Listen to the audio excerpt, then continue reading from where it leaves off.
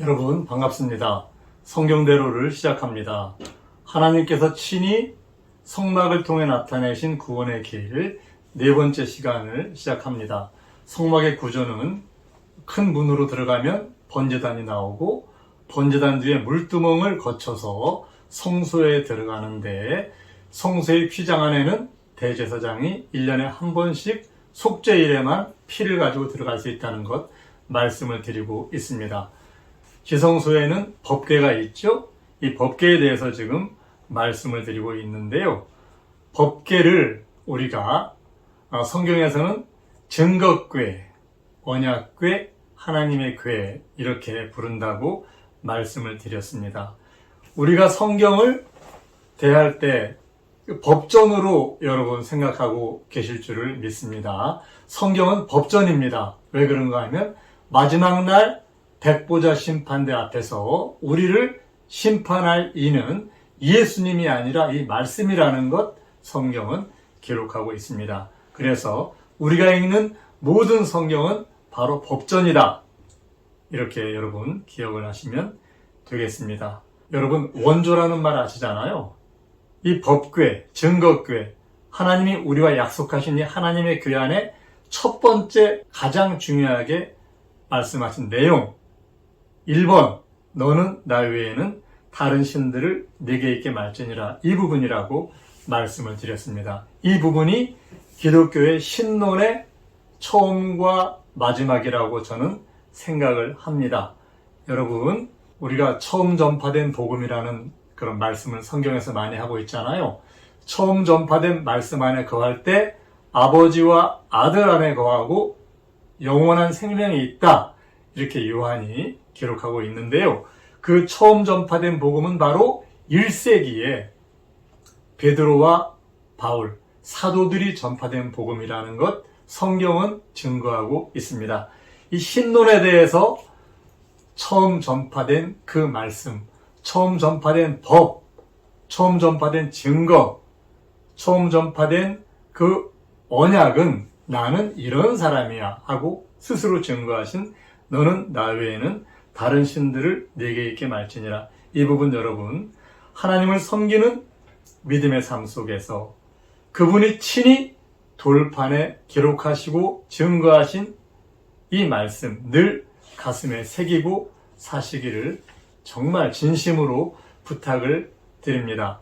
이 한 분의 하나님, 1계명을 떠난 사람들, 다른 신들을 받아들였던 많은 사람들, 그들이 이스라엘의 선민이라 하더라도 다 망한 것 성경은 기록하고 있습니다. 우리도 이 계명 안에 살 때 우리 안에 영생이 있습니다. 만약에 우리가 이 계명을 떠난다고 하면 우리도 이스라엘 선민들이 이제 이스라엘과 남유다와 북이스라엘이 결국은 이방인들의 손을 통해서 하나님이 징벌하셨듯이 우리도 이 말씀을 거역하면 그런 하나님의 진노 안에 처할 수밖에 없다고 생각을 합니다. 법궤 안에는 보수의 두 돌판이 있는데요. 이 두 돌판은 모든 성도의 믿음의 기초가 되어야 할 절대적인 신론 그리고 성도의 삶을 위한 당부가 기록이 되어 있습니다. 또한 법궤에는 아론의 쌍난 지팡이 만나 항아리가 있죠. 이는 영원한 생명이신 그리스도, 영원한 생명의 만나이신 예수님, 마지막 백보자 심판대의 예수님을 보여줍니다. 이 부분, 이 법궤가 바로 마지막에 우리를 심판할 말씀의 핵심이 담겨진 것이라는 것 여러분 잘 아셨으면 좋겠습니다. 자, 이제 성막의 구조를 처음부터 끝까지 요약해서 말씀을 드렸는데요. 이 성막의 기구, 모형 이런 것들을 따라서 예수님이 이 땅에 우리를 찾아오셨어요. 그리고 예수님이 우리를 찾아오신 길을 역으로 우리가 가면 하나님을 만날 수가 있어요. 하나님이 우리를 찾아오신 길을 성막을 통해서 공부를 해보도록 하겠습니다. 하나님은 영이시잖아요. 영이신 하나님은 우리에게 그 영으로는 오시더라도 우리가 그 하나님 볼 수가 없잖아요. 그래서 하나님은 육체를 입으셨어요. 그 육체를 입고 그 육체 안에 이 땅에 오셨습니다. 예수님이 빌립에게 얘기합니다. 아버지 좀 보여주세요. 그러니까 나를 본 자는 아버지를 보았거늘 하고 말씀하세요. 바로 내가 아버지다. 그 말씀이세요. 그리고 예수님은 히브리서에 보면 하나님의 본체 형상이다. 이렇게 기록을 하고 있습니다. 그리고 예수님은 스스로 자신을 말씀하시기를 나는 하나님이 계시는 성전이다. 이렇게 말씀하세요. 예수님은 우리 안에 자신을 나타내시면서 바로 자신을 주와 그리스도로 우리에게 나타내셨죠. 바로 도마가 고백한 나의 주시며 나의 하나님이십니다. 하나님의 형상으로 이 땅에 오셨죠. 그 예수님은 바로 완벽한 사람이었지만 그 안에 하나님이 계시며 하나님의 영광과 형상이 되셔서 하나님의 모습을 우리에게 보여주신 것 성경은 기록하고 있습니다. 히브리서 10장 20절에 보면요. 그래서 하나님이 육체를 입으시는 부분을 바로 휘장은 저의 육체라는 성경 기록을 통해서 우리에게 가르치고 계시는데요. 히브리서 10장 20절 그 길은 우리를 위하여 휘장 가운데로 열어놓으신 새롭고 산 길이요 휘장은 곧 저의 육체니라. 휘장을 예수님의 육체라고 증거합니다. 그는 사람이 되셔서 우리의 중보자가 되셨죠. 예수님 이제 휘장을 입으신 그분이 성소로 나와서 이제 물두멍과 번제단을 통해서 우리에게로 오십니다. 첫 번째, 하나님이 우리를 만나러 오신 길. 1번, 그분이 휘장을 입으셨다. 하나님이 친히 사람이 되셨다. 하나님이 사람 안에서 예수님을 성전 삼아 우리에게 오셨다. 두 번째, 그분은 사람이 되셔서 우리의 중보자가 되셨어요. 바로 성소에 있는 분향단의 실제, 그분이 중보자가 되셨다. 세 번째, 그분은 세상의 빛이 되셨습니다. 그분이 성소에 있는 등대가 되셨죠. 네 번째, 그분은 생명의 떡이 되셨습니다. 진설병이 놓여있는 떡상.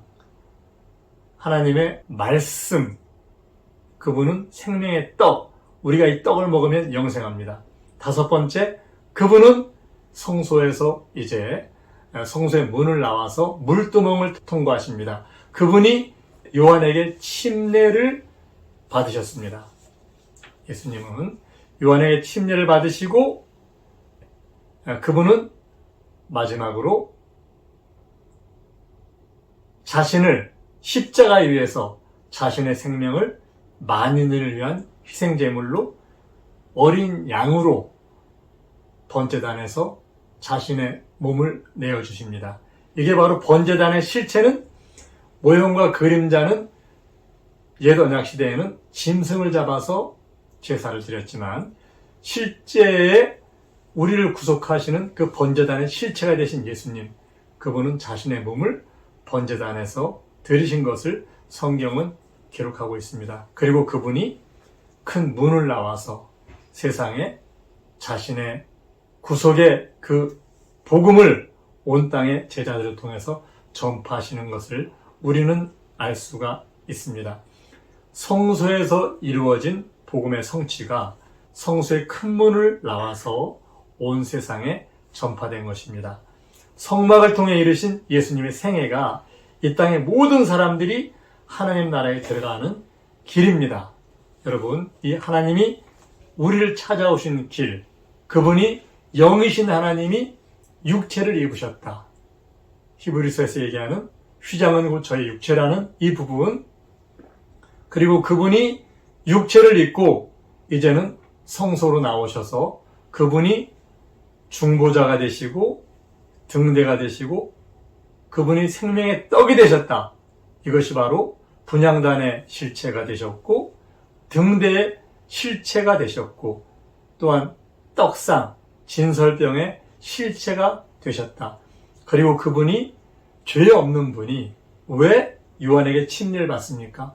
그분이 침례를 받으시는 것은 물두멍의 실체로서 모형과 그림자인 물두멍을 완벽하게 우리를 위해서 완성시키는, 물두멍을 완성시키는 실체의 사명을 감당하기 위해서 요한에게 침례를 받으십니다.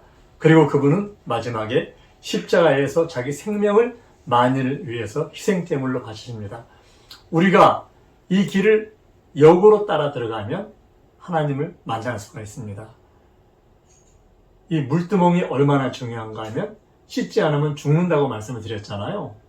우리가 구원받는데 두 가지 조건, 회개한 사람이 침례받는 것과 또한 우리에게 성령으로 우리의 죽은 영을 살려주시는 이 두 가지 조건이 가장 하나님 나라에 가는 중요한 부분이라고 생각을 합니다. 이것이 바로 죽음과 장사와 부활에 연합하는 성도의 믿음이죠. 그런데 죽음과 장사에 부활하는 이 침례, 예수님과 함께 장사되는 이 침례는 하나님이 이 땅에 오셔서 지금 우리에게 물침례 줄 수 없잖아요. 그러니까 가장 중요한 제사함의 문제를 우리에게 위임하셨어요. 요한복음 20장 23절에 보면 너희가 네 죄든지 사하면 사하여지고 그대로 두면 그대로 있다, 이렇게 말씀하셨어요. 우리는 하나님의 말씀을 맡은 자들이에요. 이 복음 안에 있는 사람들이에요. 이제 죄 사하는 권세는 하나님이 우리에게 위임하셨다는 것, 우리 성경을 통해서 우리는 잘 알고 있습니다. 여러분들이 하나님 나라에 들어가기 위해서는 반드시 씻지 않으면 죽는 이 물두멍의 문제, 이 물두멍의 문제를 여러분들도 이 물두멍에 참여하시고 여러분들도 침례를 받으시고 침례를 성경대로 반드시 주변 사람에게 알리실 필요가 있습니다. 지금 침례를 성경대로 물에서 완전하게 예수님의 장사에 연합하는 침례를 주는 그런 사람들은 거의 없습니다. 성경의 구약의 구원의 역사는 물의 역사입니다. 물에 대한 얘기가 계속 나오는데 노아의 홍수에 대한 얘기, 그 큰 애굽의 철병거를 몰살시킨 홍해 바다의 얘기, 또 성막에 있는 물두멍의 얘기, 전부 침례에 대한 얘기예요. 왜 이렇게 구약에 침례에 대한 모형과 그림자가 많습니까? 이거 하지 않으면 죽기 때문에 그렇습니다. 여러분들 반드시 예수님이 우리에게 찾아오신 그 길을 거꾸로 우리가 들어갈 때 그분을 만날 수 있는데, 다음 시간에 그 부분에 대해서 예수님을 만나러 가는, 예수님이 오신 길을 반대로 들어가는 그 부분에 대해서 말씀을 드리도록 하겠습니다. 감사합니다. 성경대로